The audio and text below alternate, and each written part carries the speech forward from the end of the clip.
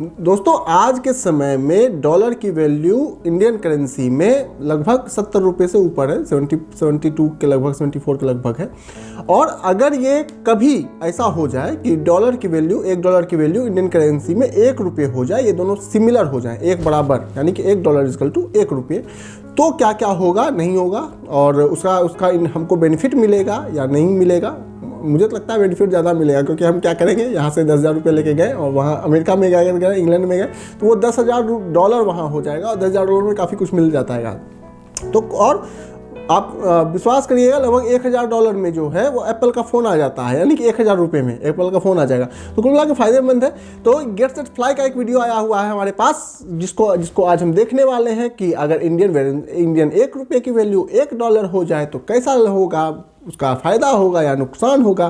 तो ये वीडियो काफ़ी इंटरेस्टिंग होने वाला है, मज़ेदार होने वाला है। तो आप देख रहे हैं मिस्टर ETC, मैं हूँ विकास। अगर आपको ये वीडियो पसंद आएगा तो इसे एक लाइक दे दीजिएगा, चैनल को सब्सक्राइब कर लीजिएगा। तो कुल मिला के मज़ा आने वाला है। तो वीडियो को स्टार्ट करते हैं। 3, 2, 1 एंड गो। हेलो फ्रेंड्स, मैं गौरव। और क्या आपको पता है कि इंडिया का 1 रुपया 1947 में $1 के बराबर था, जिसके बाद 1966 आजादी के समय बराबर था। 4.67 रुपीस को $1 के बराबर कर दिया गया था। लेकिन आज तो $1 75.66 रुपीस। अच्छा, 75। पर आखिर इतना बड़ा डाइवर्जन आया कहां से? क्या इसके पीछे अंग्रेजों का हाथ है? वेल, ये जानने से पहले एक बार इस बात पे नजर डाल दो कि अगर इंडिया का 1 रुपया रातों रात $1 अगर हो गया तो शायद इंडिया के सारे अमीर हो जाएंगे। सही बात है। हाँ, क्योंकि आज 10,000 कमाने वाले की सैलरी सीधा 75,000 रुपीज हो जाएगी। लाखों कमाने वाले करोड़ों में खिलेंगे, तो इसका परिणाम कुछ ऐसा ही होगा ना। यही नहीं, 110 का पेट्रोल शायद इसके बाद आपको 50 रुपए से भी कम में मिलने लगेगा। तो हमारी गवर्नमेंट आखिर $1 इज इक्वल टू 1 रुपीज क्यों नहीं कर रही है? आखिरकार पैसे छापने का मिंट तो हमारे गवर्नमेंट के ही कंट्रोल में है ना। और गवर्नमेंट तो government, $1 is equal to 1 rupees होने के इतने फायदे के बावजूद एक्सपर्ट्स ये क्यों कह रहे हैं कि इंडिया की इकोनॉमी को वीक रखना ही इंडिया के लिए एक्चुअली में बेहतर है? क्या एक स्ट्रॉन्ग करेंसी एक स्ट्रॉन्ग देश की निशानी नहीं है? वेल, मामला काफी पैराडॉक्सिकल और पेचीदा है ना। बट कोई बात नहीं, ये सारे मिस्ट्रीज को अनटैंगल करूंगा मैं आपके लिए आज के इस वीडियो में, जो आपको डिटेल में नॉलेज देने वाला है इस विषय पर। सो लेट अस काफी इंटरेस्टिंग वीडियो होने वाला है, इस चीज के बारे में जानना चाहिए। 1 रुपी इज इक्वल टू $1। जैसे मैंने आपको बताया था कि 1947 में इंडिया का $1 के बराबर था, आजादी के समय बिल्कुल था, और ये गिरते गिरते आज 75.66 रुपीस का हो गया। लेकिन कैसे? अगर आप सोच रहे हो कि इसमें अंग्रेजों का कोई हाथ, अंग्रेज क्या करेंगे, बिल्कुल नहीं है। इसके असल जिम्मेदार है हमारे देश की सरकार। लेकिन आखिर एक देश की करेंसी कैसे डिसाइड होती है और हमारे रुपयों की वैल्यू इतनी कम कैसे हो गई, आइए देखते हैं। अब बेसिकली इसके दो तरीके हैं। फर्स्ट है फिक्स्ड एक्सचेंज रेट सिस्टम, जिसमें गवर्नमेंट करेंसी की वैल्यू को फिक्स्ड रखती है, और दूसरा है फ्लेक्सिबल एक्सचेंज रेट सिस्टम, जिसमें फॉरेन एक्सचेंज मार्केट में होने वाले डिमांड और सप्लाई की वजह से करेंसी की वैल्यू फ्लक्चुएट यानी कि बढ़ती घटती रहती है। पर सोचने वाली बात यह है कि 1966 तक इंडिया ने $1 की वैल्यू 4.76 रुपीस रखी थी। तो फिर इंडिया ने इसे 1966 में 57.4% से गिराकर 7.5 रुपया पर डॉलर क्यों किया? और आखिर क्यों 1993 में इंडिया ने फ्लेक्सिबल एक्सचेंज रेट को अडॉप्ट कर लिया? वेल, इसे समझने के लिए ना हमें करेंसी के डीवैल्यूएशन को समझना होगा, जो और कुछ नहीं बल्कि एक ऐसा मॉनेटरी टूल है जिसे कंट्री की सेंट्रल बैंक इस्तेमाल करती है, in our case the RBI। तो आजादी के बाद इंडिया के डेवलपमेंट प्लान्स के लिए 1960s में हुए इंडिया पाकिस्तान और इंडो चाइना वॉर जैसे कई कारणों की वजह से इंडिया ने अपनी इकोनॉमी को बचाने के लिए दूसरे देशों से लोन्स लेना शुरू कर दिया। पर उसे चुकाने के लिए इंडिया के पास पैसे नहीं थे, और इसीलिए गवर्नमेंट ने डॉलर के मुकाबले इंडिया के पैसों की वैल्यू को कम करके $1 इज इक्वल टू 7.50 रुपीस कर दिया, जिससे देश में फॉरेन इन्वेस्टमेंट बढ़ पाए और इंडिया उससे अपने लोन्स को चुका पाए। पर इसके बाद 1991 क्राइसिस की वजह से और आज तक इंडिया की करेंसी ही चली जा रही है। और क्या गारंटी है कि इंडिया की करेंसी के हालात आने वाले 10, 20, 25 सालों में सुधर जाएंगे? वेल, कोई नहीं, क्योंकि 2016 में ही इंडिया डॉलर के मुकाबले 6,600% डीवैल्यूड हो चुका था। लेकिन इंडिया की करेंसी डेकेड्स में बेहतर हो या ना हो, कुछ ही डेकेड्स में आप हरी हरी नोटों को कमाने से रिटायरमेंट पा लोगे, है ना।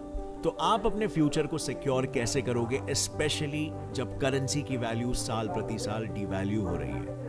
अगर आप एक फ्यूचरिस्टिक करेंसी में इन्वेस्ट करो जो फ्यूचर में और भी ज्यादा बढ़ने वाला है, स्ट्रांग होने वाला है, तो आपके मनी की एडवर्टाइजमेंट है यार, है ना? क्योंकि गेट सेट फ्लाई के हर वीडियो में एडवर्टाइजमेंट रहता है। रखे हुए पैसे वैल्यू में हमेशा कम होते रहते हैं साल प्रति साल, और इसी के लिए मैं लेकर आया हूं आपके लिए, थोड़ा सा बर्दाश्त कर लो, क्या करोगे? जो इंडिया का सबसे बड़ा क्रिप्टो करेंसी एक्सचेंज प्लेटफॉर्म है। इसमें केवाईसी होता है, यानी कि अगर आप ट्रेडिंग भी करोगे तो आपको पूरी जेन्युइन पार्टी से मिलेगी जिसका पूरा बैकग्राउंड चेक होगा। इसके अलावा इस ऐप में 100 से भी ज्यादा क्रिप्टो करेंसीज है, जैसे बिटकॉइन और इथीरियम। चलो इसके बारे में बताता हूं।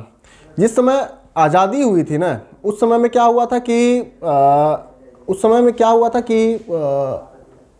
इंडियन जो ₹1 था वो वाकई में $1 के बराबर था, और उसके बाद लगातार इंडियन करेंसी की वैल्यू जो है वो गिरती चली जा रही है, जो कि आज 75 के ऑलमोस्ट आ गई है।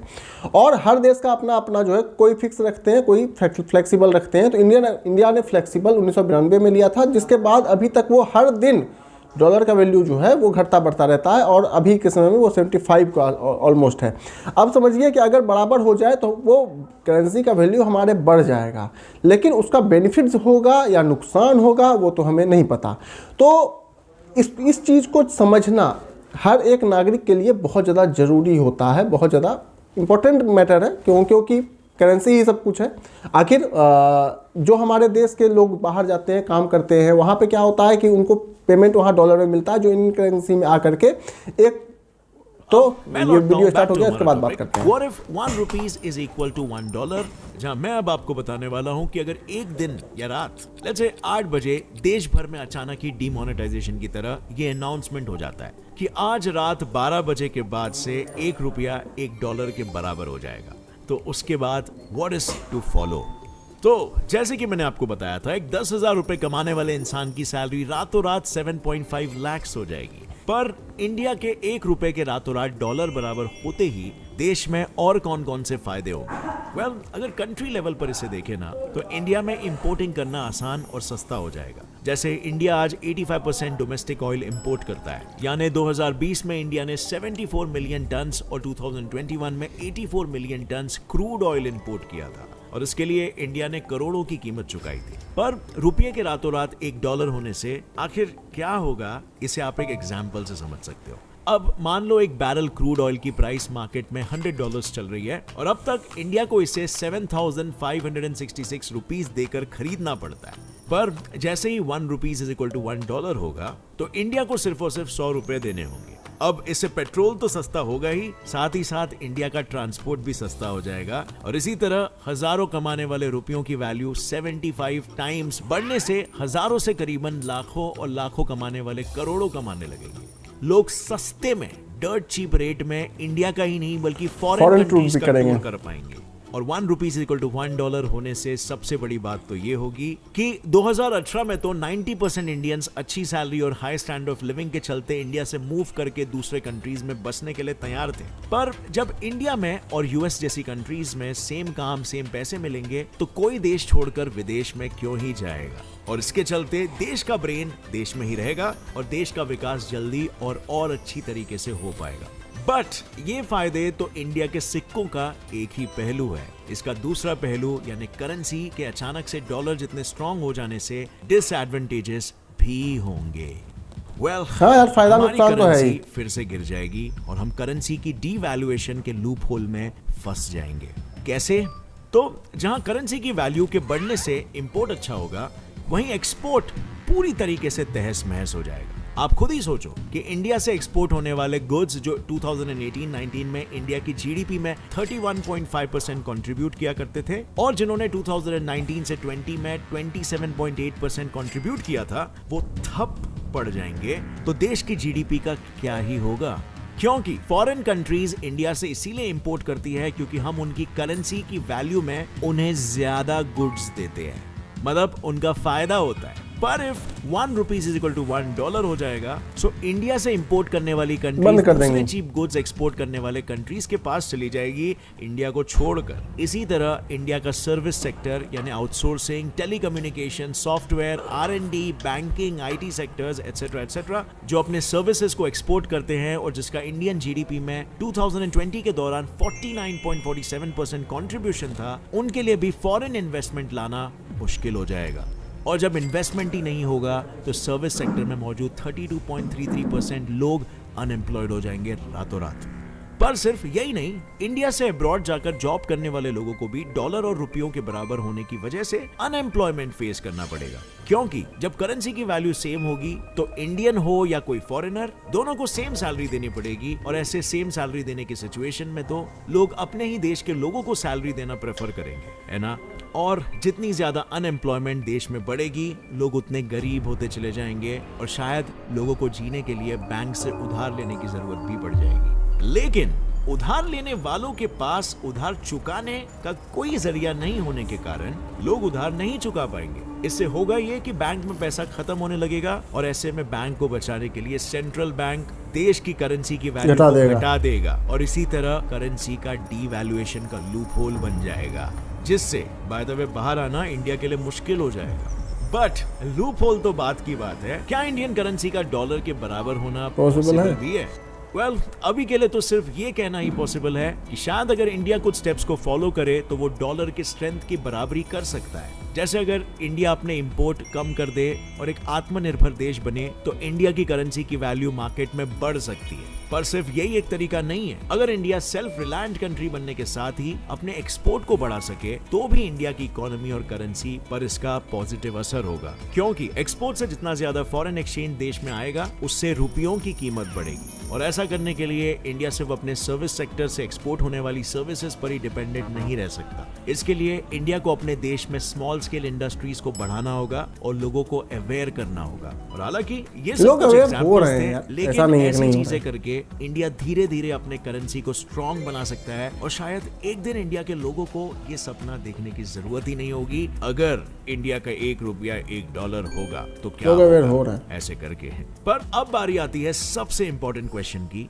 क्या 1 रुपी इज इक्वल टू $1 बढ़ाने की जरूरत भी है? क्या बिना डॉलर की बराबरी किए इंडिया एक डेवलप्ड कंट्री नहीं बन पाएगा? तो फ्रेंड्स, इस सवाल का जवाब जानने के लिए हमें सबसे पहले ये जानना होगा कि क्या इंडिया एक एक्सपोर्ट ओरिएंटेड कंट्री है या फिर एक इंपोर्ट ओरिएंटेड कंट्री। और इसका जवाब आप इंडिया के एक्सपोर्ट और इंपोर्ट डेटा को कैलकुलेट करके दे सकते हो। तो इंडिया का एक्सपोर्ट में 2020 में $23.43 बिलियन का कारोबार था और इंपोर्ट में $33.39 बिलियन। यानी बात साफ है, इंडिया का इंपोर्ट ज्यादा है और इंडिया एक इंपोर्ट ओरिएंटेड कंट्री है। अब वैसे तो किसी भी कंट्री के इंपोर्ट ओरिएंटेड होने पर उसके करेंसी की वैल्यू के स्ट्रांग होने से कंट्री को फायदा होता है, क्योंकि कंट्री को कम पैसे में ज्यादा सामान मिलते हैं। पर इंडिया अपने एक्सपोर्ट को भूल नहीं सकता। मेरा मतलब, अगर इंडिया की करेंसी स्ट्रांग हुई तो एक्सपोर्ट से आने वाले फॉरेन इन्वेस्टमेंट ठप पड़ जाएंगे और ये इंडिया के लिए ज्यादा नुकसानदायक होगा। शायद यही वजह है कि इंडिया के एक्सपर्ट इकोनॉमिस्ट कहते हैं कि इंडिया को अभी वीक करेंसी रहने की ही जरूरत है। और अगर मैं बात करूं कि क्या करेंसी के स्ट्रांग और वीक होने से देश के स्ट्रेंथ और डेवलपमेंट में कोई फर्क पड़ता है, तो इसका जवाब है बिल्कुल भी नहीं। ये सिर्फ एक मिसकंसेप्शन है, क्योंकि जहां एक तरफ अमेरिका जैसी डेवलप्ड कंट्रीज डेवलप्ड होने के साथ साथ स्ट्रॉन्ग करेंसी वाली भी है, वहीं पर जापान जैसी कंट्रीज जिसके करेंसी की वैल्यू इंडिया से भी कम है, यानी 1 rupees is equal to 1.50 Japanese yen, पर वो भी काफी सक्सेसफुल है। और इंडिया और जापान में कौन सी कंट्री डेवलप्ड है ये बताने की जरूरत मुझे शायद नहीं है। तो इस चीज से ये बात बिल्कुल साफ हो जाता है कि इंडिया का रुपया स्ट्रॉन्ग हो या वीक हो, इससे इंडिया के डेवलपमेंट में कोई फर्क नहीं पड़ता। It's more of a sign of a status for a country's citizen, right? इस बारे में आपकी क्या राय है? आपको क्या लगता है कि इंडिया एक वीक करेंसी के साथ बेहतर ग्रो करेगी या फिर एक स्ट्रॉन्ग करेंसी के साथ? अपनी राय नीचे कमेंट सेक्शन में शेयर करना और इस वीडियो से अगर आपको कुछ नया सीखने मिला तो एक लाइक जरूर ठोकना। ओके, वीडियो खत्म करते हैं यहाँ पे, ठीक है? देखो, सारा कुछ गौरव भाई का यही खासियत है कि ये सारा कुछ क्लियर कर देते हैं अपने वीडियो में, सब कुछ बतला देते हैं कि भाई क्या क्या करना है, कैसे करना है, हाँ करना है नहीं करना। ये इन्होंने टोटल कह दिया कि भैया आप भले ही डॉलर की वैल्यू इंडियन करेंसी में 75 रुपये है, लेकिन इससे कोई फ़र्क नहीं पड़ता, कोई फ़र्क नहीं पड़ता। यहाँ तक कि हमारे लिए वो फ़ायदेमंद है। इंपोर्ट एक्सपोर्ट के हिसाब से आपने इस वीडियो को अच्छे तरह से देख सुन समझ लिया। आपको ये वीडियो कैसा लगा, कुछ नया सीखने को मिला कि नहीं, कमेंट में बतलाइए। आपको इस चैनल के वीडियोस कैसे लगते हैं वो मुझे कमेंट में बताइए। वीडियो पसंद आया हो तो लाइक देके जाइए, चैनल को सब्सक्राइब कर लीजिए, बेल आइकॉन को ऑल कर दीजिए। तो मिलते हैं अगले वीडियो में, तब तक के लिए जय हिंद।